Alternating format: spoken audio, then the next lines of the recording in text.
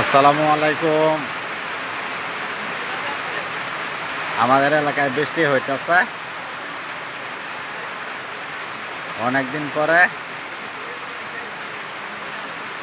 চাল থেকে পানি পড়তেছে, বৃষ্টিগুলো অনেক সুন্দর দেখা যাইতেছে। বোতলও ভরে রাখলাম পেট্রোল, নাই কোনো ভুল। পড়তেছে বৃষ্টি।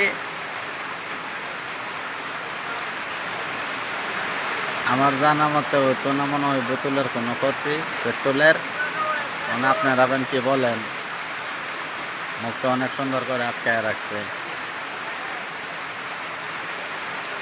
বড়গুলা অনেক সুন্দর হয়ে গেছে বৃষ্টির মধ্যে দিয়া। আর বৃষ্টির পানি অনেক সুন্দরভাবে পড়তেছে। আসসালামু আলাইকুম।